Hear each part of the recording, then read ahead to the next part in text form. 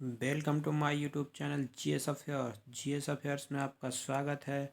और आज पुनः करेंट अफेयर्स का जनवरी का लास्ट सेशन को स्टार्ट कर रहे हैं।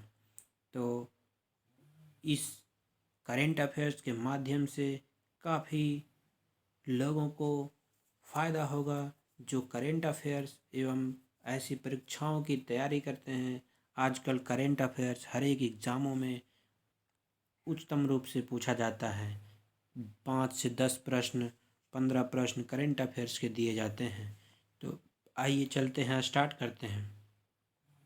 तो पहला है, फर्स्ट टर्म है, केंद्रीय कैबिनेट ने हाल ही में भारतीय और औषधि पद्धति के लिए राष्ट्रीय आयोग विधेयक 2019 को मंजूरी दे दी है। यह विधेयक वर्तमान में राज्यसभा में लंबित था। तो राज्यसभा में लंबित विधेयक को, जो औषधि विधेयक है, उसको पारित कर दिया गया है। तो नेक्स्ट है, केंद्रीय कैबिनेट ने चिकित्सा गर्भपात संशोधन बिल 2020 को मंजूरी दे दी है। तो ये गर्भपात बिल को मंजूरी दे दिया है। इस बिल के द्वारा चिकित्सा गर्भपात अधिनियम 1971 में संशोधन किया जाएगा। इसको 1971 का संशोधन करके इसको मंजूरी 2020 में मिल गया है, यानी संशोधन करके मंजूरी मिल गया है। नेक्स्ट है, संयुक्त राष्ट्र विकास कार्यक्रम के अनुसार सतत विकास लक्ष्यों को हासिल करने के मामले में तेलंगाना सबसे बेहतरीन प्रदर्शन करने वाला राज्य बन गया है। तो संयुक्त राष्ट्र विकास कार्यक्रम के अनुसार जो सतत विकास लक्ष्यों, मतलब कि उस लक्ष्यों को पाने के लिए सबसे बेहतरीन काम भारत के सबसे अंतिम बार में निर्मित हुआ, सबसे अंत में बना राज्य तेलंगाना, जो 2014 में आंध्र प्रदेश से विभाजन होकर बना था, वह सबसे अग्रणी एवं बेहतरीन प्रदर्शन करने वाला राज्य बन गया है। तो नेक्स्ट है, इंटरपेंडेंसी इंटरनेशनल द्वारा किए गए सर्वेक्षण में बजट निर्माण प्रक्रिया में असम का पहला स्थान प्राप्त हुआ है। तो असम नॉर्थ ईस्ट का राज्य है, उसको पहला स्थान प्राप्त हुआ है ट्रांसपेरेंसी इंटरनेशनल के द्वारा सर्वेक्षण में। तो ट्रांसपेरेंसी इंटरनेशनल के द्वारा बजट निर्माण में जो इनकी प्रक्रिया में, तो असम सर्वोच्च स्थान प्राप्त किया है। असम जो नॉर्थ ईस्ट का एक राज्य है, जबकि उड़ीसा को दूसरा स्थान तथा आंध्र प्रदेश को तीसरा स्थान प्राप्त हुआ है। यही जो ट्रांसपेरेंसी इंटरनेशनल के द्वारा जो दूसरा स्थान पाया है उसका नाम है उड़ीसा, तथा तीसरा स्थान पाया है वो है आंध्र प्रदेश। बजट निर्माण की प्रक्रिया के मामले में गोवा, महाराष्ट्र, पंजाब को काफ़ी नीचे रैंक प्राप्त हुआ है। तो ये सब राज्य को काफ़ी निचला स्थान प्राप्त हुआ है, एवं सबसे प्रथम स्थान असम को प्राप्त हुआ है, द्वितीयक उड़ीसा को, तृतीयक आंध्र प्रदेश को प्राप्त हुआ है। तो चलते हैं नेक्स्ट स्लाइड पे। तो नेक्स्ट है, नीति आयोग ने राष्ट्रीय डाटा एवं एनालिटिक्स प्लेटफॉर्म एनडीएपी को लॉन्च करने की घोषणा की है। तो नीति आयोग ने एनडीएपी को लॉन्च कर दिया गया है।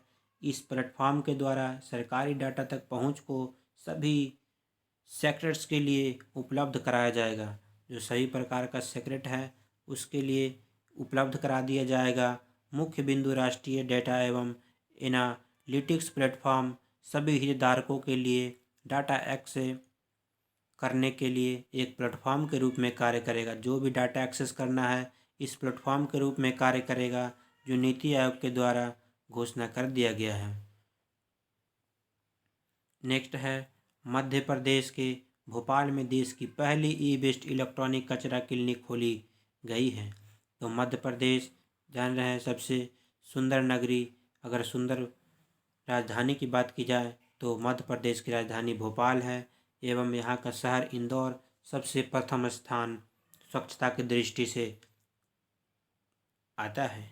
तो मध्य प्रदेश में भारत का पहला ई वेस्ट इलेक्ट्रॉनिक कचरा, जितना भी इलेक्ट्रॉनिक कचरा है, मोबाइल वगैरह, ख़राब मोबाइल, बैटरी, चार्जर, ये सब को इलेक्ट्रॉनिक कचरा बोलते हैं, यह खोली गई है। तो भोपाल में प्रथम इलेक्ट्रॉनिक का जो ई वेस्ट कचरा क्लिनिक है खोली गई है।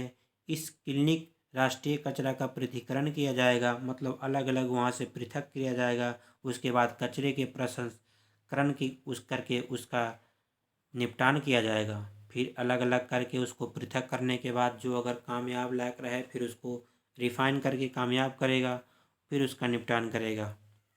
तो 22 जनवरी 2020 को रक्षा अधिग्रहण परिषद ने 5100 करोड़ रुपये की रक्षा उपकरणों की खरीद को मंजूरी दे दी है।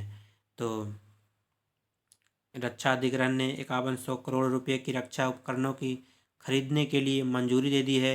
यह उपकरण स्वदेश स्रोत से खरीदे जाएंगे, मतलब स्वदेश जैसे सोर्स मिलेगा, स्वदेशी सोर्स है, उसी के अकॉर्डिंग उपकरण खरीदने जाएगा।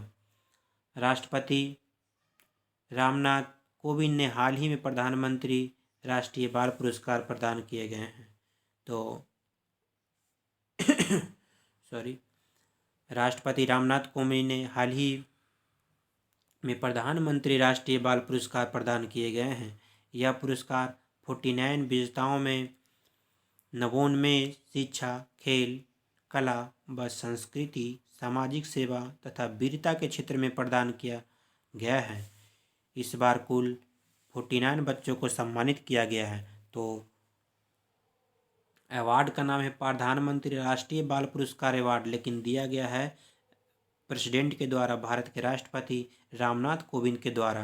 टोटल 49 बच्चों को सम्मानित किया गया है जो इस क्षेत्र में पारंगत हैं। उन बच्चों को प्रधानमंत्री राष्ट्रीय बाल पुरस्कार से सम्मानित किया गया है। तो नेक्स्ट है उत्तराखंड के आपदा निम्नीकरण व प्रबंधन केंद्र को सुभाष चंद्र बोस आपदा प्रबंधन पुरस्कार के लिए चुना गया है। मतलब उत्तराखंड के जो आपदा है निम्नीकरण, उसको प्रबंधन केंद्र को, मैनेजमेंट जो ऑर्गेनाइजेशन होता है उसे सुभाष चंद्र बोस आपदा प्रबंधन पुरस्कार एवं संस्थान श्रेणी को दिया गया है। व्यक्तिगत श्रेणी में IPS अफसर कुमार मुन्नुन सिंह को चुना गया है। तो वहाँ का जो IPS है, इंडियन पुलिस सर्विस के ऑफिसर हैं, जो IPS अधिकारी होते हैं, उनको इस सम्मान के लिए चुना गया है। तो नेक्स्ट स्लाइड पे चलते हैं। नेक्स्ट है केंद्रीय पर्यावरण मंत्री प्रकाश जावड़ेकर। तो पर्यावरण मंत्री प्रकाश जावड़ेकर हैं, हाल ही में घोषणा की है कि 10 भारतीय आंध्र स्थलों को रामसर द्वारा राष्ट्रीय महत्व के स्थान घोषित किया गया है। तो 10 भारतीय आंध्र स्थलों को, आंध्र भूमियों को रामसर स्थल में चुना गया है। तो ये रामसर जो नाम है, जो ईरान का एक शहर है जहाँ रामसर कन्वेंशन हुआ था 1971 में। तो 1971 में रामसर कन्वेंशन हुआ था ईरान के एक शहर रामसर में, जहाँ से आंध्र भूमियों को किस प्रकार सुरक्षित रखा जाए, इस प्रकार के लिए वहाँ पे मीटिंग हुआ था। अब भारत में रामसर स्थलों की संख्या बढ़कर 37 हो गई है। तो इन पर कुल क्षेत्र का मिलियन हेक्टेयर से अधिक है। तो अब 37 हो गई है, लेकिन अभी वर्तमान में 42 हो गई है। तो लद्दाख में सबसे लास्ट वाला 42वां रामसर कन्वेंशन का पता चला है। तभी भारत में टोटल 42 रामसर कन्वेंशन हो गए हैं। नेक्स्ट है गणतंत्र दिवस 2020 के परेड में असम की झांकी को प्रथम पुरस्कार मिला है। तो ये असम की झांकी को 2020 का मिला है। एवं 2021 का बात की जाए, 2021 का ये अभी जो राम मंदिर का झांकी दिखाया गया था इस बार, उन्हें प्रथम स्थान प्राप्त किया है। तो 2020 का बात करें जाए, क्योंकि किसी भी एग्ज़ाम में 2020 एवं आगामी 2021 दोनों का सम्मिश्रण से करंट अफेयर्स प्राप्त किया जाएगा। तो असम की झांकी को 2020 में सर्वोच्च स्थान मिला था, लेकिन इस बार राम मंदिर की झांकी को प्रथम स्थान दिया गया है 2021 यानी 72वां गणतंत्र दिवस पे। तरनजीत सिंह सिद्धू को अमेरिका में भारत का नया राजदूत नियुक्त किया गया है।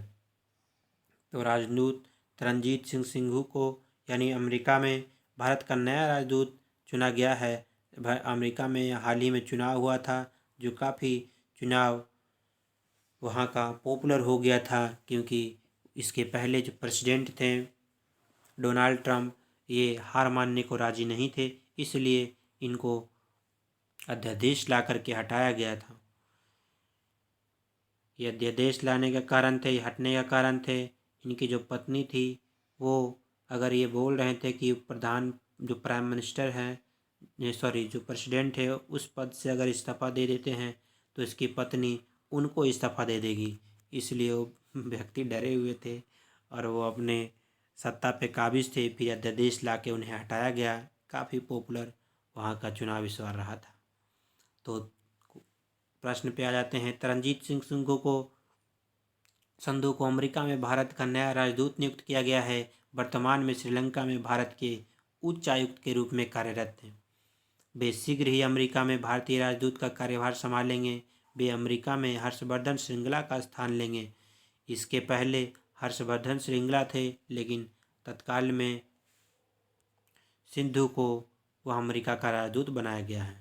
तो नेक्स्ट है, ऑक्सफोर्ड यूनिवर्सिटी प्रेस ने संविधान शब्द को ऑक्सफोर्ड हिंदी वर्ल्ड 2019 चुना गया है। तो हिंदी वर्ड के रूप में ऑक्सफोर्ड ने संविधान को इस बार 2019 में चुना है। तो संविधान उस नियम का एक समूह है जिसके तहत किसी देश का संचालन किया जाता है। तो एक तरह से कहा जाए इसकी सटीक शब्द तो किसी भी देश को सुचारू ढंग से चलाने वाले, प्रयुक्त किए जाने वाले कानून दस्तावेज को संविधान कहते हैं। तो संविधान के इस बार ऑक्सफोर्ड यूनिवर्सिटी प्रेस द्वारा हिंदी वर्ड में यानी संविधान को चुना गया है।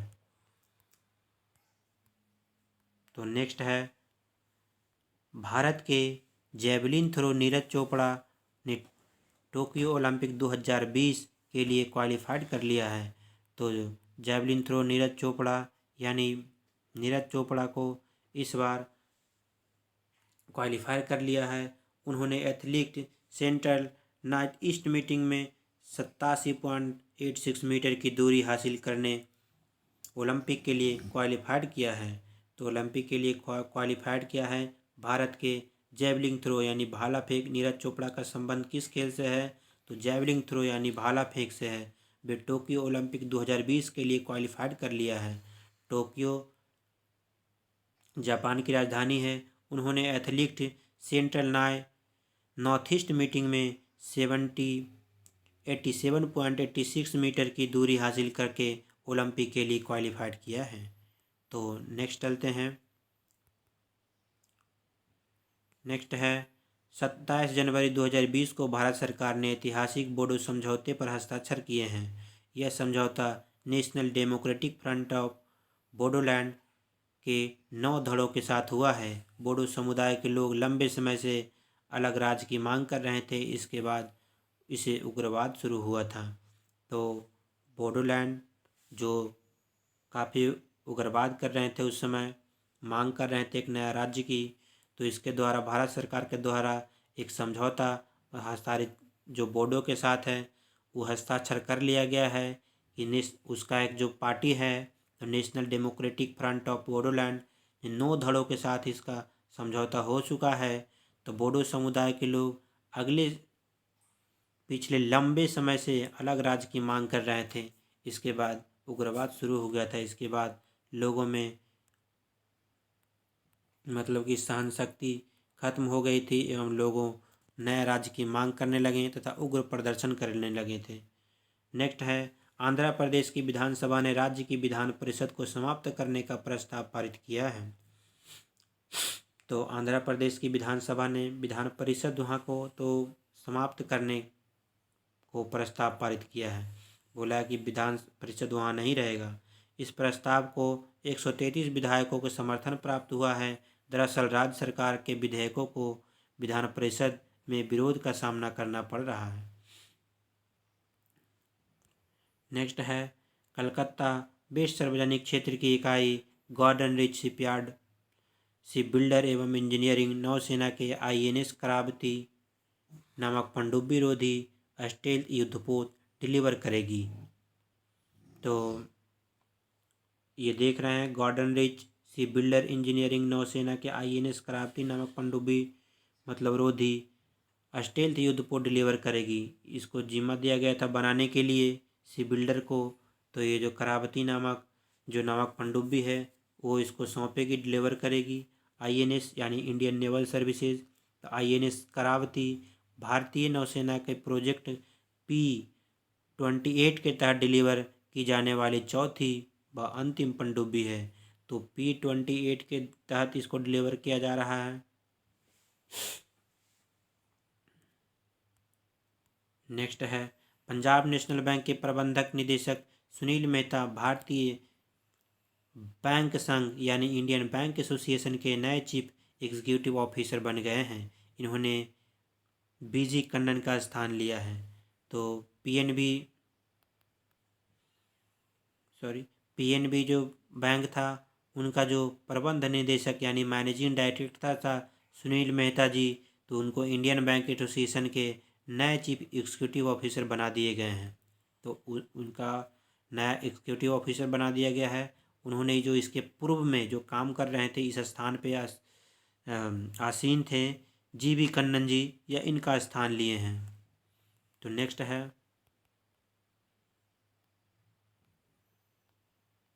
है हाल ही में चुनाव आयोग ने भारत के प्रथम चुनाव आयुक्त के सम्मान में प्रथम सुकुमार सेन मेमोरियल लेक्चर का आयोजन नई दिल्ली में किया है।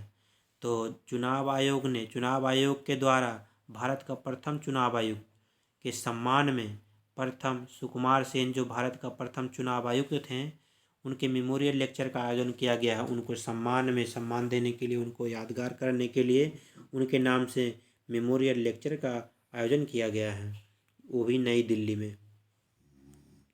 तो नेक्स्ट है हाल ही में जयपुर साहित्य उत्सव में कवि अरविंद कृष्ण मल्होत्रा को 5वां महाकवि कन्हैया लाल सेठिया अवार्ड प्रदान किया गया है।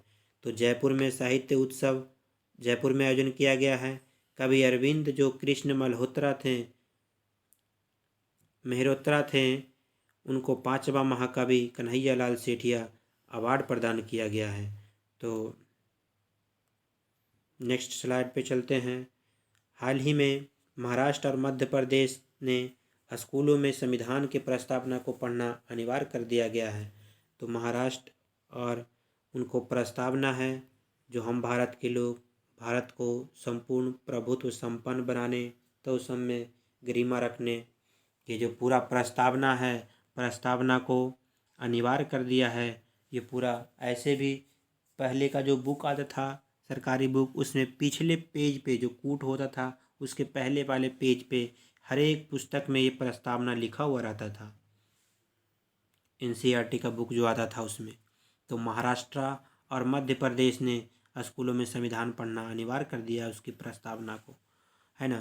फिर नेक्स्ट है हाल ही में केरल को बैरियर फ्री टूरिज्म प्रोजेक्ट के लिए UNWTO ने एक्सेसिबल डेस्टिनेशन अवार्ड से सम्मानित किया गया है। तो एक्सेसिबल डेस्टिनेशन अवार्ड से सम्मानित किया गया है UNWTO ने केरल के बैरियर फ्री प्रोजेक्ट के लिए। तो केरल को इस प्रोजेक्ट के लिए सम्मानित किया गया है। और नेक्स्ट है हाल ही में चुनाव आयोग ने तेलंगाना में फेशियल रिकॉग्निशन तकनीक का सफल परीक्षण किया है। तो तेलंगाना में फेशियल रिकॉग्निशन तकनीकी का सफल परीक्षण किया गया है जो चुनाव आयोग के द्वारा फेशियल रिकॉग्नाइज कर लेता है, वैसे तकनीक का वहाँ पे परीक्षण किया गया है। नेक्स्ट है लेबनान के प्रधानमंत्री हसन दियाब के नेतृत्व में एक नई सरकार का गठन किया गया है। तो इससे एक प्रश्न है कि लेबनान के प्रधानमंत्री कौन है। तो लेबनान के प्रधानमंत्री हसन दियाब हैं। इनके नेतृत्व में नई सरकार का गठन किया गया है।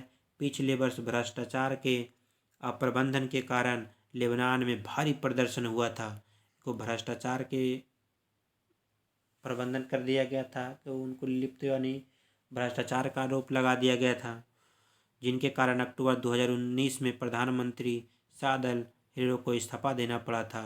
इनके पहले जो प्रधानमंत्री हैं ये साद अल हरीरी को इस्तीफा देना पड़ा था। प्रदर्शन हुआ था लेबनान में, आगजनी भी हुई थी लेबनान में, पूरा चर्चा में था उस समय।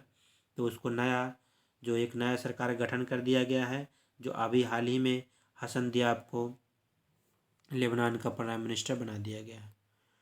तो नेक्स्ट है, बॉलीवुड अभिनेत्री दीपिका पादुकोण को विश्व आर्थिक फोरम की 50वीं क्रिस्टल अवार्ड से सम्मानित किया गया है। तो क्रिस्टल अवार्ड दीपिका पादुकोण को दिया गया है। उन्हें यह सम्मान मानसिक स्वास्थ्य के बारे में जागरूकता फैलाने के लिए दिया गया है। तो मानसिक स्वास्थ्य की जागरूकता फैलाने के लिए उन्हें यह दीपिका को क्रिस्टल अवार्ड से सम्मानित किया गया है।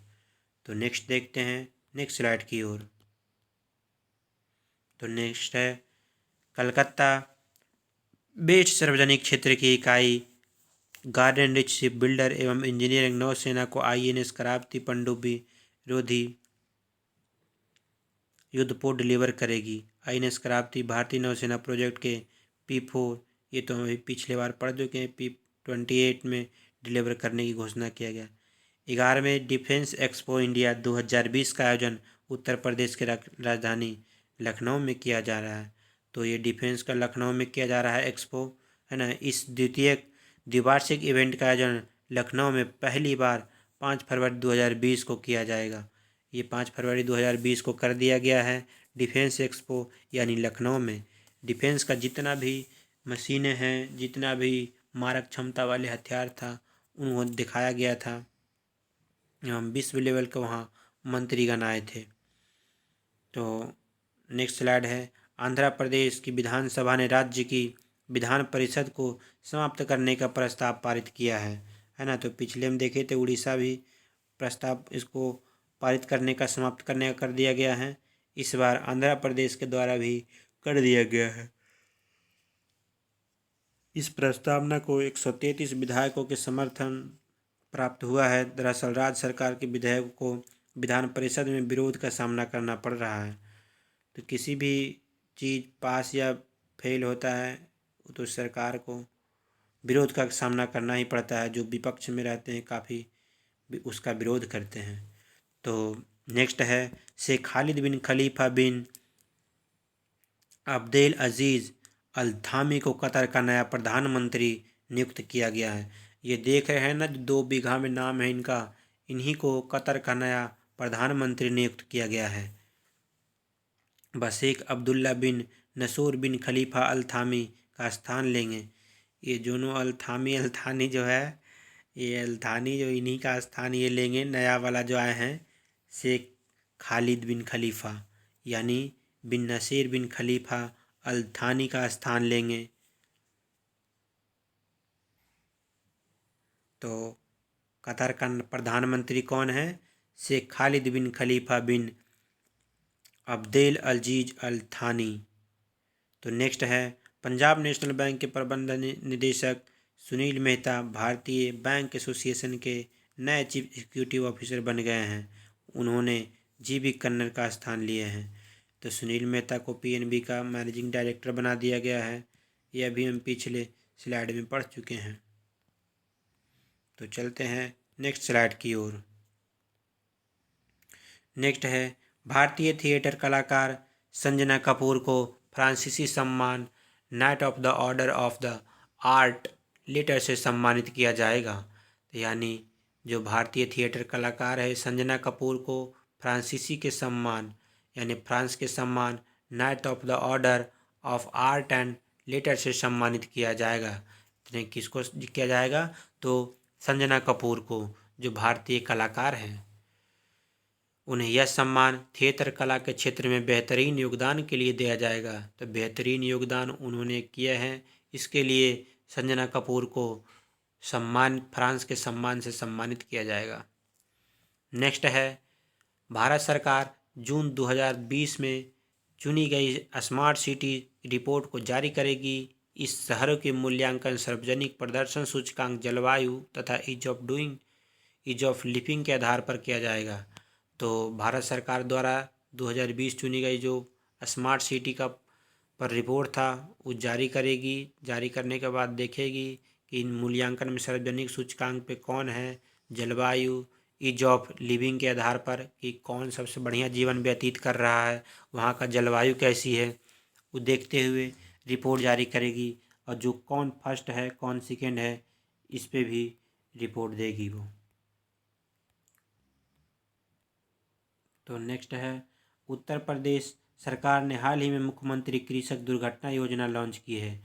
इस योजना के तहत दुर्घटना के कारण किसान की मृत्यु हो जाने पर अथवा शारीरिक अक्षमता की स्थिति में किसान को 5 लाख रुपए की वित्तीय सहायता प्रदान की जाएगी। तो उत्तर प्रदेश के द्वारा काफ़ी सराहनीय काम किया गया है योगी आदित्यनाथ जी के द्वारा। जो उत्तर प्रदेश के जो भी किसान अगर काम के दौरान या किसान हैं उनकी मृत्यु हो जाती है या किसी प्रकार का हर ट्रैक्टर वगैरह चलता रहता है, ऐसी दुर्घटना हो जाती है, शारीरिक रूप से विकलांग होने जाते हैं, जो अक्षमता हो जाती है, तो उनको 5 लाख की एक सहायता राशि दी जाएगी। ये किसानों के प्रति काफ़ी सराहनीय कदम है।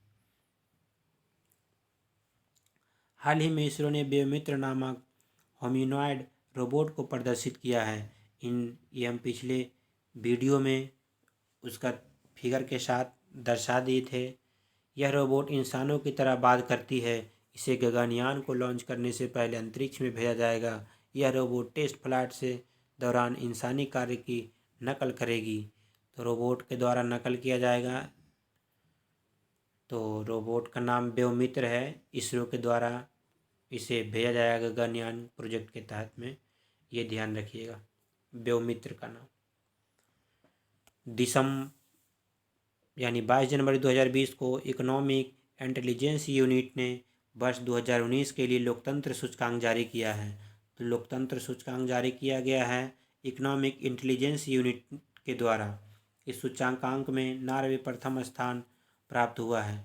तो नॉर्वे और स्वीडन, फिनलैंड ये सब स्थान बहुत कुछ में प्रथम स्थान लाता है। जितना भी वैश्विक रिपोर्ट आता है उसमें प्रथम स्थान लाता है। तो इसके बाद आइसलैंड और स्वीडन का स्थान है। इस सूचकांक में भारत 10 स्थान फिसल कर 51वें स्थान पर पहुंच गया है।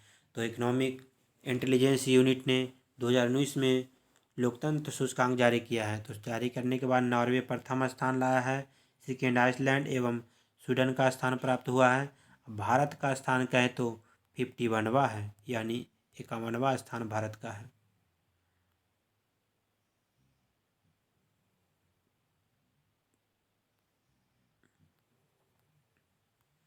सॉरी,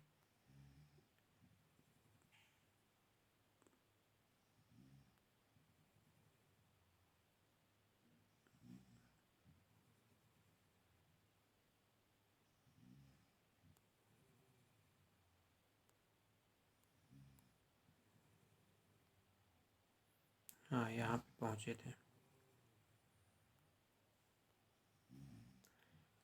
कैटरीना सिकेलोरोपोलू हाल ही में ग्रीस के प्रथम महिला राष्ट्रपति बन गई हैं। तो कैटरीना जी हैं जो ग्रीस की प्रथम महिला राष्ट्रपति बन गई हैं। ग्रीस के प्रधानमंत्री करियाकोस मित्सोताकिस ने कैटरीना को ग्रीस के राष्ट्रपति के पद पर मनोनीत किया है। तो ग्रीस के राष्ट्रपति कैटरीना याद रखिएगा, इतना याद रखिएगा तो आप आराम से एग्ज़ाम में सही प्रश्नों का चयन कर सकते हैं। तो कैटरीना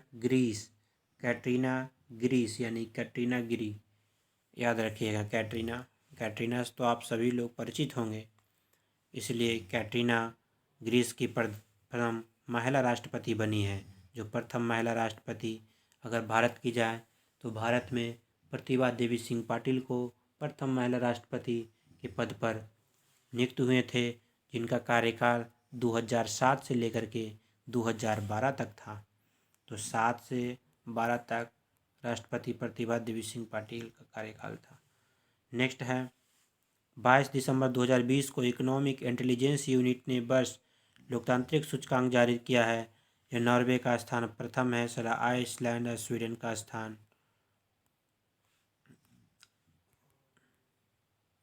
नेक्स्ट है भारत और बांग्लादेश के बीच 3 फरवरी से 16 फरवरी 2020 के बीच संप्रीति युद्धाभ्यास का आयोजन किया जाएगा। हम युद्धाभ्यास जितना है उसका ट्रिक हम के माध्यम से एवं जिस देश के साथ युद्धाभ्यास हुआ है उसका करेंसी एवं उसका कैपिटल एवं वहाँ का प्राइम मिनिस्टर और प्रेसिडेंट कौन है, इसके पहले वाले वीडियो में सब बता दिए हैं। तो याद रखिएगा, वो लेक्चर को देखना ना भूलिएगा, ताकि सभी प्रकार का युद्धाभ्यास, नौसैनिक युद्धाभ्यास, वायु सैनिक एवं थल सैनिक युद्धाभ्यास सभी से वहाँ परिचित करा दिया गया है। तो संप्रीति युद्धाभ्यास किसके किसके बीच? भारत और बांग्लादेश के बीच। बांग्लादेश की शेख हसीना वहाँ के प्राइम मिनिस्टर है एवं टाका वहाँ की करेंसी है तथा ढाका वहाँ की राजधानी है। तो इतना ही। इस अभ्यास का आयोजन मेघालय में किया गया है। तो मेघालय में कर दिया गया है। असम राइफल्स ने नागालैंड में 357 शहीद के सम्मान को युद्ध स्मारक का निर्माण किया है। इस 357 शहीदों के उत्तर पूर्व राज्यों में उग्रवाद के विरुद्ध कार्य किया है।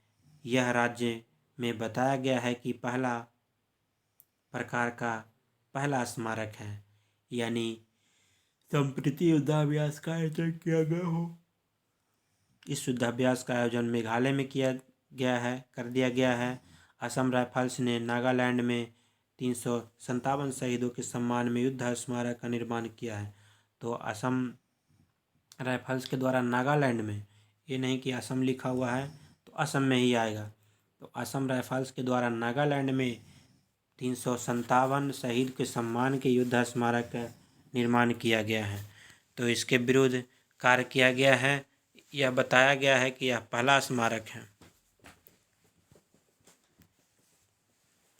तो नेक्स्ट है, भारतीय तटरक्षक बल ने इंटरसेप्टर बोट C-448 को न्यू मैंगलोर पोर्ट में कमीशन किया है। तो न्यू मैंगलोर पोर्ट में इसका कमीशन कर दिया गया है। इस बोट का निर्माण L&T शिपयार्ड के द्वारा किया गया है। तो लार्सन एंड टुब्रो के द्वारा इस शिपयार्ड में भी अग्रणी भूमिका निभाया है, तथा ये जो स्टैचू ऑफ यूनिटी बनाया गया है इसमें भी L&T के द्वारा इनको ठीके, एक तरह से कहते हैं, ठीका लिया गया है। राम मंदिर निर्माण में भी L&T का काफ़ी योगदान होगा। तो भारतीय तटरक्षक बल ने इंटरसेप्टर बोट C-448 को न्यू मैंगलोर पोर्ट में कमीशन किया है। इस बोट का निर्माण L&T शिपयार्ड के द्वारा किया गया है।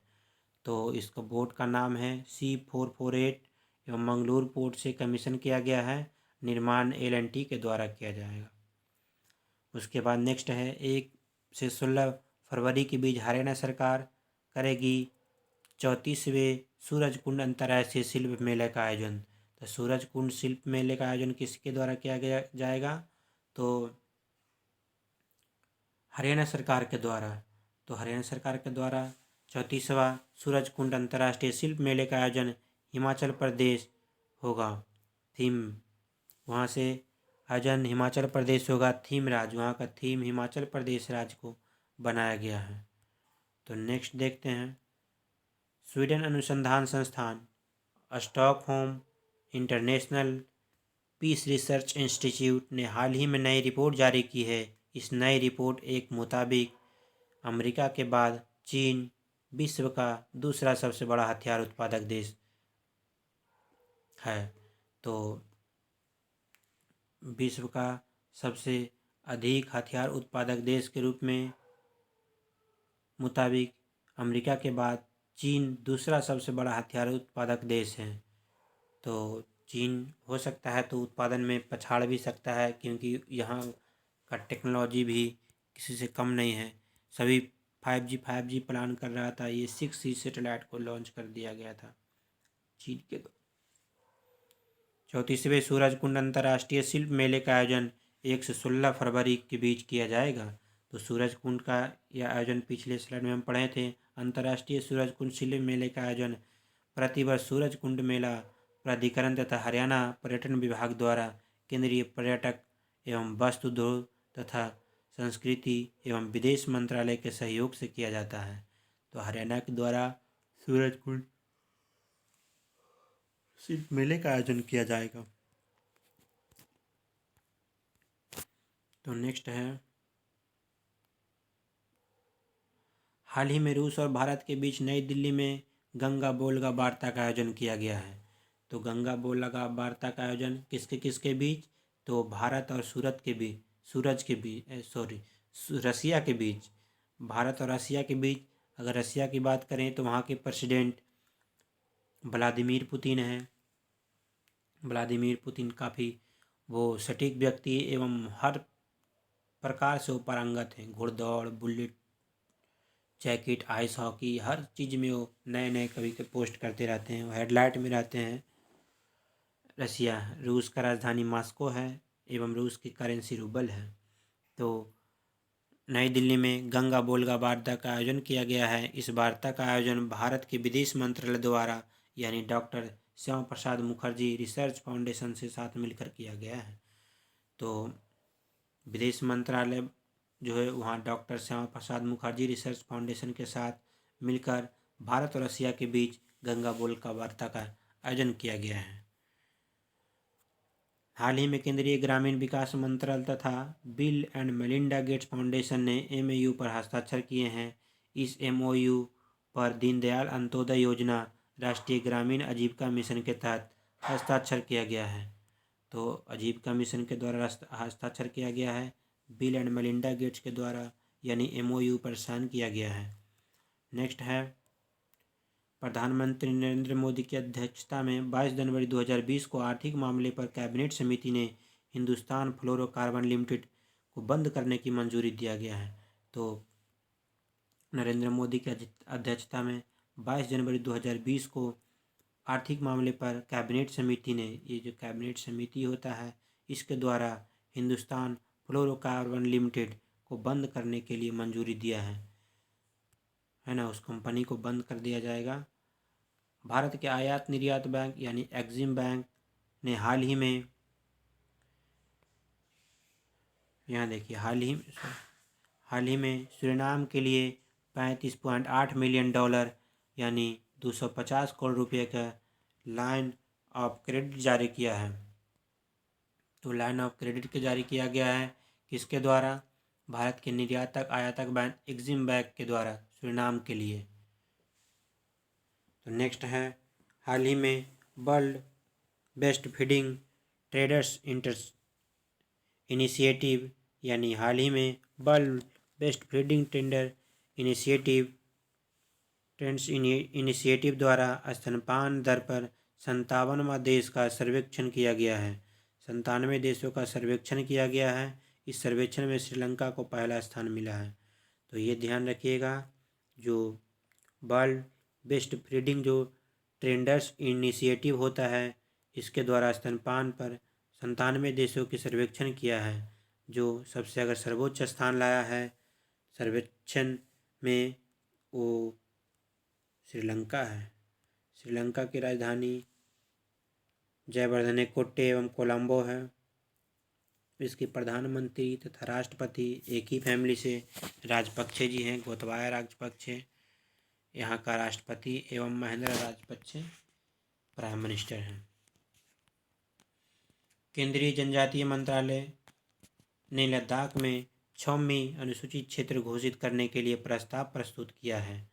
तो जनजातीय मंत्रालय के द्वारा लद्दाख को 6वीं अनुसूची क्षेत्र घोषित करने के लिए प्रस्ताव प्रस्तुत किया है।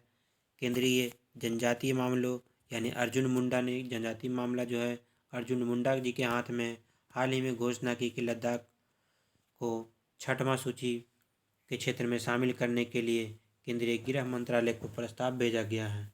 तो 6ठा अनुसूची में एटीएम, असम, त्रिपुरा, मेघालय तथा मिजोरम को विशेष प्राप्त है। उसी प्रकार लद्दाख के लिए भी वहाँ का जो मंत्री है, यहाँ का हमारे जनजातीय मंत्री है अर्जुन मुंडा, इनके द्वारा लद्दाख को भी शामिल करने के लिए 6ठी अनुसूची में प्रस्ताव भेजा है।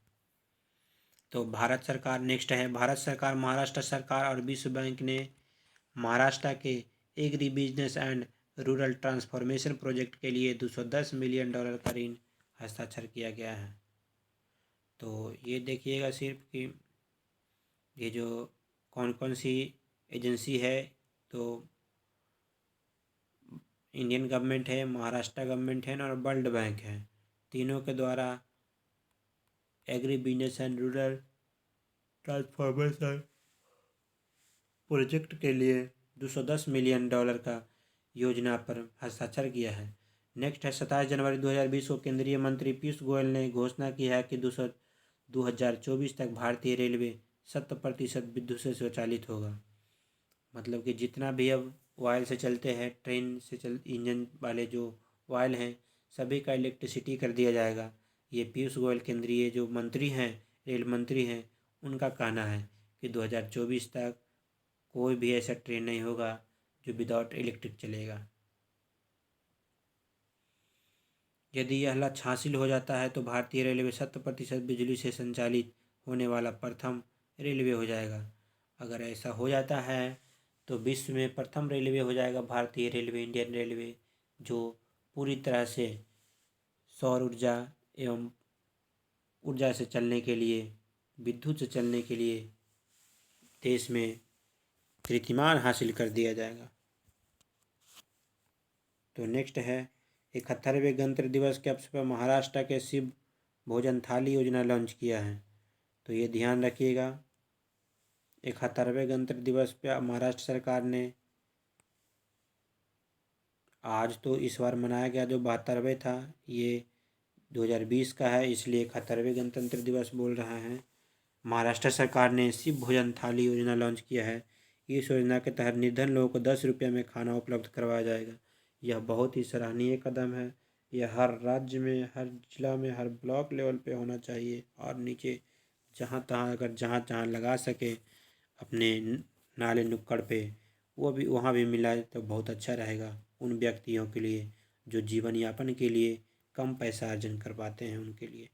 तो नेक्स्ट है, हाल ही में हांगकांग के नक्का लॉन्ग्स यानी पुरुष वर्ग तथा जापान की अकानो यामागुची महिला वर्ग में, यामागुची जो महिला वर्ग में एकल वर्ग में थाईलैंड मास्टर बैडमिंटन प्रतियोगिता का खिताब जीता है।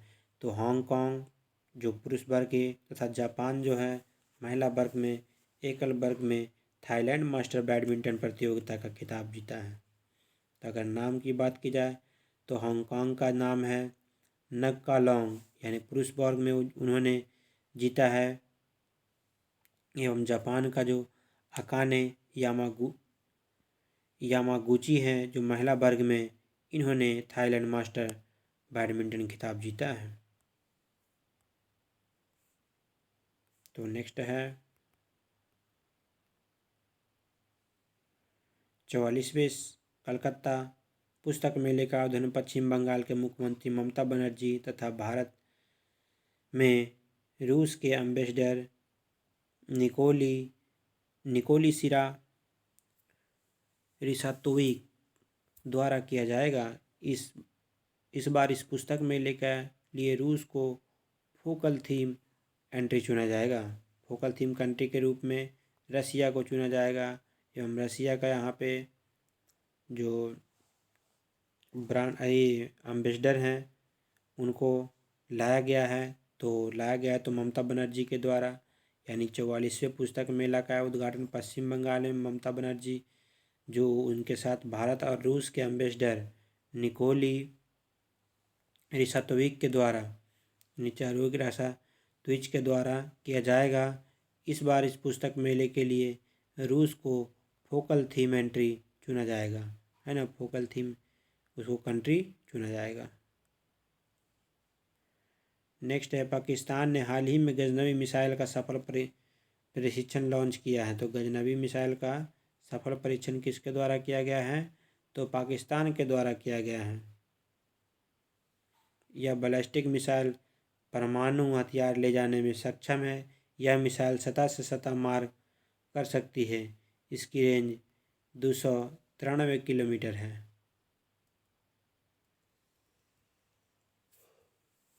तो 290 किलोमीटर, सॉरी। नेक्स्ट है,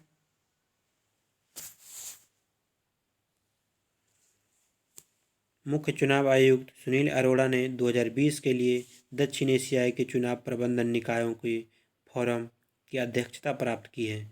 तो मुख्य चुनाव आयुक्त कौन है? सुनील अरोड़ा है, जिन्होंने दक्षिण एशियाई साउथ एशिया चुनाव प्रबंधन का फोरम की अध्यक्षता की है।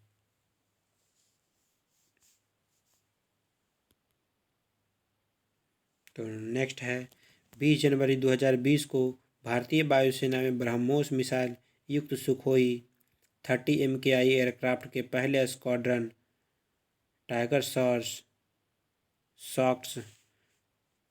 शॉक्स का देखिए यहाँ पे टाइगर शॉक 222 को शामिल किया गया है। इस नए स्क्वाड्रन को तमिलनाडु के तंजावुर में तैनात किया गया है। तो 2020 के भारतीय वायुसेना का ब्रह्मोस जो यहाँ पर मिसाइल है, वो सुखोई MKI एयरक्राफ्ट से स्क्वाड्रन टाइगर शॉर्क 222 को शामिल कर दिया गया है। इस नए स्क्वाड्रन को तमिलनाडु के तंजावुर में तैनात किया गया है। हाल ही में आंध्र प्रदेश कैबिनेट ने भारत के लिए 3 राजधानियों के लिए प्रोजेक्ट की मंजूरी किया गया है। यह 3 राजधानियां अमरावती, विशाखापट्टनम और कुर्नूल है। तो नेक्स्ट चलते हैं तेलंगाना की राजधानी और टेक्नोलॉजी उद्योग के हब हैदराबाद को JLLCT मेमोरेंडम इंडेक्स 2020 में वैश्विक का सबसे डायनीसी शहर चुना गया है।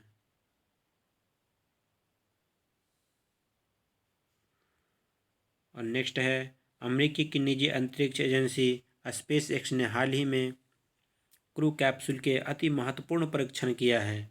तो महत्वपूर्ण परीक्षण किया गया है किसके द्वारा? तो वहाँ के प्राइवेट एजेंसी है स्पेस एक्स के द्वारा।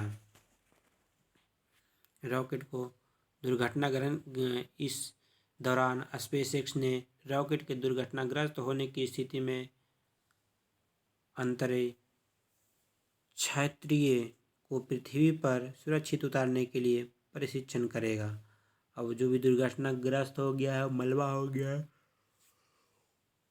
उसको धरती पर उतारने का सुरक्षित लाने का प्रस्ताव है। तो दिल्ली सरकार ने 19 जनवरी 2020 को गारंटी कार्ड जारी किया है। इस कार्ड में दिल्ली के लोगों के लिए एक 10 गारंटी शामिल की गई है।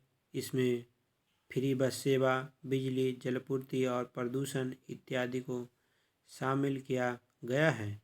बिजली एवं गारंटी बर्ड कार्ड के द्वारा वर्ष भर निरंतर बिजली आपूर्ति की गारंटी दी गई है। तो देखिए बिजली के बारे में दिया गया है जो गारंटी देगा आपूर्ति की। तो दिल्ली सरकार ने 19 जनवरी 2009 को गारंटी कार्ड जारी किया गया है। इस गारंटी कार्ड पे दिखाया जाएगा कि दिल्ली लोगों के लिए जिस प्रकार बस सेवा दिया जाता है, बिजली हाफ, पानी हाफ, बिजली माफ नहीं, बिजली हाफ और पानी माफ का जो स्लोगन है उसके साथ जल आपूर्ति, प्रदूषण अत्यधिक शामिल किया गया है गारंटी कार्ड के द्वारा भरा जाएगा। तो नेक्स्ट है हाल ही में उड़ीसा के कोणार्क में हाल ही में राष्ट्रीय पर्यटक सर्वेक्षण का सम्मेलन का आयोजन किया गया है। तो इस 2 दिवसीय सम्मेलन का आयोजन उड़ीसा सरकार तथा फिक्की यानी federation of Indian chamber of commerce and industry के द्वारा किया गया है। तो उड़ीसा के कोणार्क में हाल ही में राष्ट्रीय पर्यटन सम्मेलन का आयोजन किया गया है, जो 2 दिवसीय सम्मेलन था। उड़ीसा सरकार तथा फिक्की के द्वारा जो दोनों मिल करके इसका आयोजन किया है। तो हाल ही में देखते हैं नेक्स्ट है हाल ही में भारत पर्व का आयोजन गणतंत्र दिवस समारोह के दौरान किया जाता है। इसका आयोजन दिल्ली के लाल किले में किया जा रहा है। इसका उद्देश्य बंगाल में देशभक्ति की भावना के जागृत करना तथा करना था, देश की समृद्धि, प्रकृति विविधताओं को बढ़ावा देता है। नेक्स्ट है 26 जनवरी 2020 को गणतंत्र दिवस परेड में रक्षा अनुसंधान विकास DRDO ASAT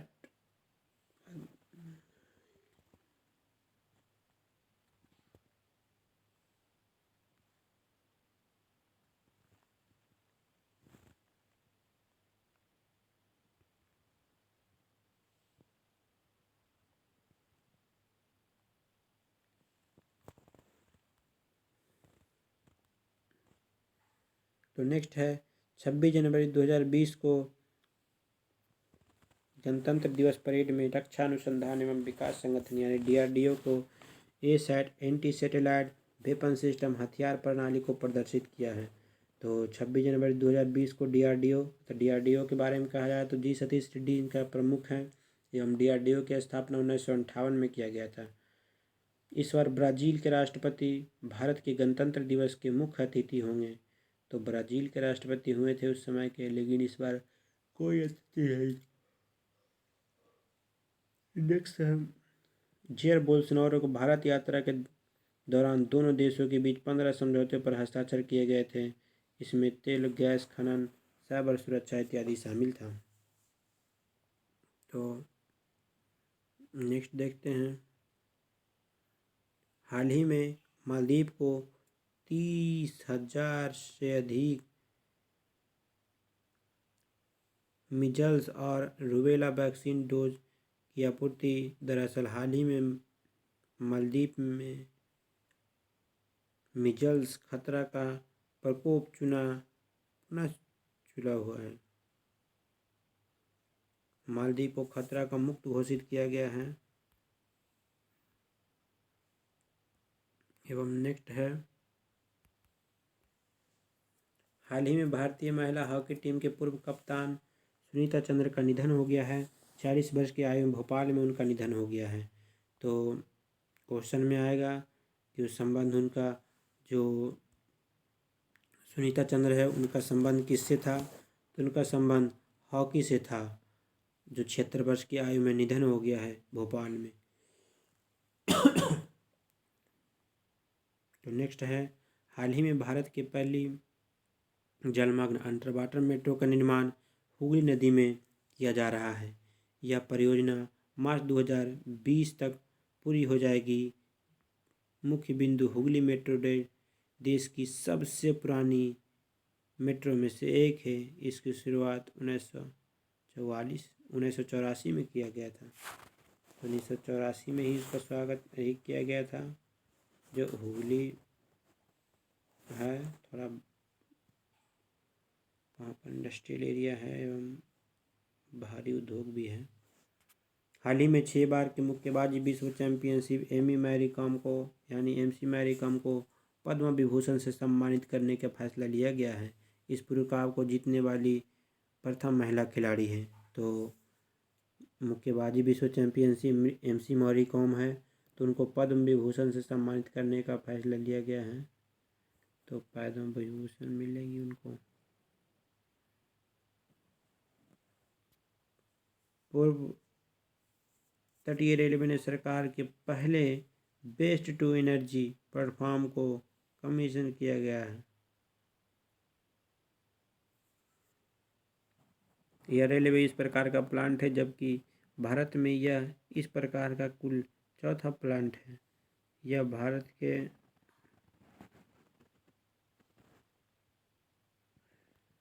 उसके बाद नेक्स्ट है, केंद्रीय सड़क परिवहन व उच्च मार्ग मंत्रालय ने हाल ही में गति नामक ऑनलाइन मॉनिटरिंग पोर्टल लॉन्च किया है। तो ये ध्यान रखिएगा, केंद्रीय सड़क एवं परिवहन मंत्रालय के द्वारा गति नामक ऑनलाइन मॉनिटरिंग पोर्टल लॉन्च किया है। तो ये गति नामक ऑनलाइन जो मॉनिटरिंग पोर्टल है इसको लॉन्च किया है। इस पोर्टल का विकास हम राष्ट्रीय उच्च मार्ग प्राधिकरण NHAI national highway authority of India ने प्रगति पोर्टल के तर्ज पर किया गया है। तो उसके पास पहले से प्रगति पोर्टल था, तो प्रगति पोर्टल को ये थोड़ा सा नाम अपडेट करके रख दिया गया है। नमक इस तरफ ठीक है, ठीक। नेक्स्ट चलते हैं।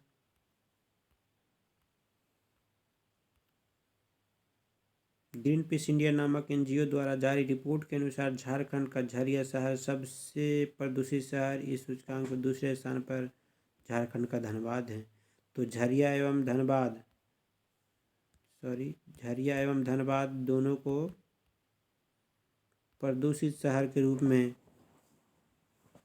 नामित किया गया है। ये दोनों झारखंड का ही टाउन है जो इस बार बहुत ही प्रदूषित रहा है।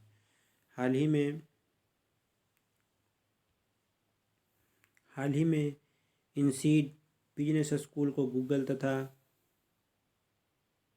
ओडेको ग्रुप की सहायता से तैयार किए गए वैश्विक प्रतिस्पर्धा सूचकांक यानी ग्लोबल टैलेंट कॉम्पिटिटिव इंडेक्स को विश्व आर्थिक फोरम की वार्षिक बैठक में जारी किया गया है। तो ये ध्यान रखिएगा। हाल ही में इनसीड बिजनेस स्कूल ने गूगल तथा अडेको ग्रुप की सहायता के लिए तैयार किया गया है।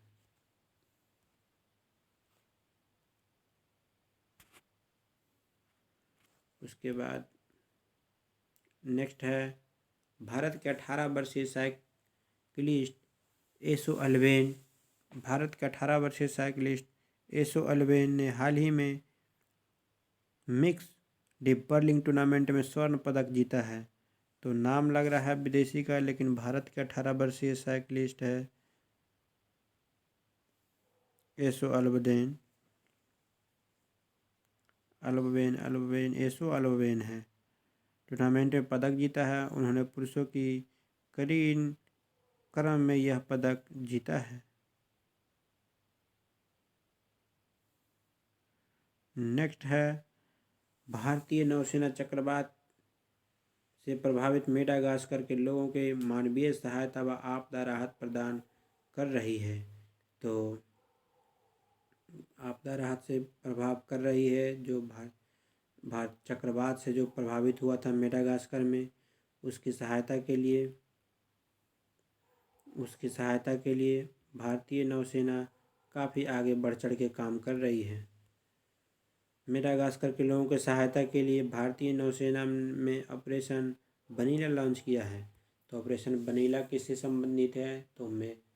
तो ऑपरेशन वनीला जो मेडागास्कर में तूफान चक्रवात आया था, उसमें बचाव कार्य का दल का नाम ऑपरेशन वनीला रखा गया था। प्रमुख बिंदु हाल ही में मेडागास्कर में डियोने नामक चक्रवात आया था। मेडागास्कर में डियोने नामक चक्रवात आया था, जिसके कारण देशों में भारी तबाही पहुंची थी।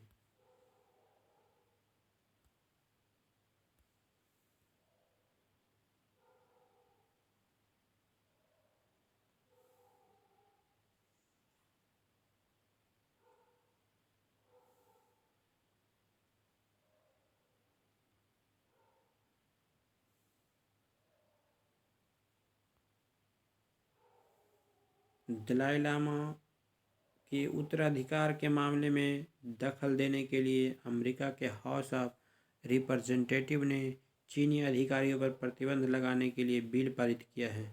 तो दलाई लामा के बाद उनका उत्तराधिकारी के रूप में कौन बनेगा, इस पे चीन के द्वारा जो दखल दिया गया है उसको यूएसए के द्वारा प्रतिबंध लगाने की बिल पारित करने की घोषणा बना रहा है। नेक्स्ट है केंद्रीय सामाजिक विकास एवं सशक्तिकरण मंत्रालय ने हाल ही में पोर्ट ब्लेयर में दिव्यांगजनों की सशक्तिकरण, पुनर्वास व कौशल विकास के लिए कंपोजिट रीजनल सेंटर लॉन्च किया है। तो कंपोजिट रीजनल सेंटर लॉन्च किया गया है उनके द्वारा। तो नेक्स्ट है 29 जनवरी 2020 को भारतीय अंतरिक्ष अनुसंधान संगठन इसरो ने इसरो के द्वारा भुवन मंत्रालय 3.0 को लॉन्च किया गया है।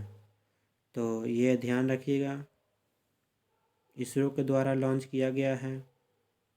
पंचायत के सदस्यों के साथ मिलकर कार्य करेगा। तो इसरो के द्वारा भुवन पंचायत 3.0 को लॉन्च किया गया है। यह प्रोजेक्ट के तहत या इस बिंदु के प्रोजेक्ट के तहत इसरो ग्राम पंचायत के सदस्यों के साथ मिलकर कार्य करेगा।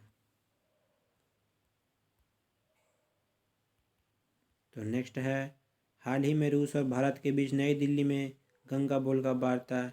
ये तो हम उधर कर दिए थे जी, EPS तो हाँ। विश्व आर्थिक फोरम में हाल ही में सोशल मोबिलिटी में 42 देशों की सूची में भारत को 76वां स्थान प्राप्त हुआ है। तो आर्थिक फोरम में जैसे सोशल मोबिलिटी सूचकांक जारी किया है, जो टोटल 82 देशों की सूची में 76वां देश भारत को मिला है। तो नेक्स्ट है,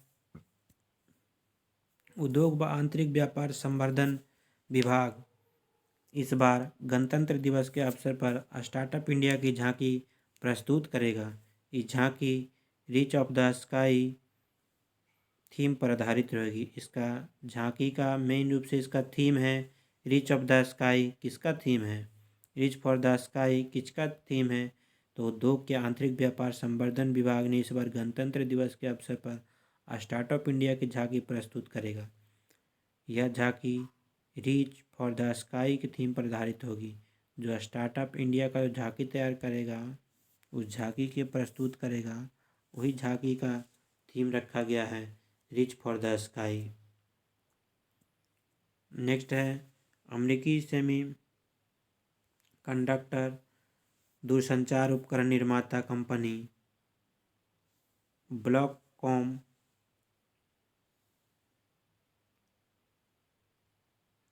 वॉलकॉम जो है, हाल ही में इसरो के नाविक GPS के साथ एंड्रॉयड स्मार्टफोन के लिए प्रथम चिपसेट का निर्माण किया है।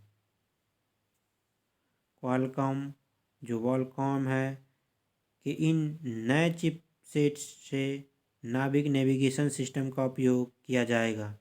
तो चिप के द्वारा नेविगेशन सिस्टम का उपयोग किया जाएगा। ग्लोबल नेविगेशन सिस्टम के 24वें उपग्रहों यानी 24 उपग्रहों के मुकाबले नाविक में 7 उपग्रह हैं। तो ये ध्यान रखिएगा, अमेरिकी जो है सेमीकंडक्टर एवं दूरसंचार उपकरण निर्माता कंपनी, तो अमेरिका के सेमीकंडक्टर दूरसंचार निर्माता कंपनी है वॉलकॉम। इसके द्वारा नाविक जो GPS प्रणाली है एंड्रॉयड स्मार्टफोन के लिए चिप मतलब कि लॉन्च किया है, निर्माण किया है। तो ब्लैक कॉम ने इस नए चिप का नाविक नेविगेशन सिस्टम से प्रयोग किया जाएगा। जो भी हो इसका यूज नेविगेशन सिस्टम से होगा। ग्लोबल नेविगेशन सिस्टम के 24 उपग्रहों के मुकाबले नाविक में 7 उपग्रह हैं। तो देखेंगे, ये सबसे लास्ट स्लाइड है। इसके बाद फरवरी का वीकली जीके लाएंगे। ये लास्ट स्लाइड है, लास्ट में देखना है। नेशनल इंफॉर्मेटिक्स सेंटर ने बेंगलुरु में ब्लॉकचेन टेक्नोलॉजी केंद्र की स्थापना की है। तो NIC के द्वारा ब्लॉकचेन टेक्नोलॉजी का स्थापना बेंगलुरु में किया गया है। हाल ही में इसका उद्घाटन केंद्रीय मंत्री रविशंकर प्रसाद के द्वारा किया गया है। तो रविशंकर प्रसाद के द्वारा बेंगलुरु में ब्लॉकचेन टेक्नोलॉजी का स्थापना किया गया है, जो नेशनल इंफॉर्मेटिक्स सेंटर के माध्यम से खोला जाएगा। 19 जनवरी 2020 को भारत के राष्ट्रीय सुरक्षा सलाहकार अजीत डोभाल ने श्रीलंका के राष्ट्रपति गोतबाया राजपक्षे के साथ मुलाकात की है। तो गोतबाया राजपक्षे के साथ किसने मुलाकात की है? तो मुलाकात की है हमारे 1 नंबर के जासूसी करने वाले व्यक्ति, एकदम सेना में सर्वोच्च सलाहकार के रूप में बहुत ही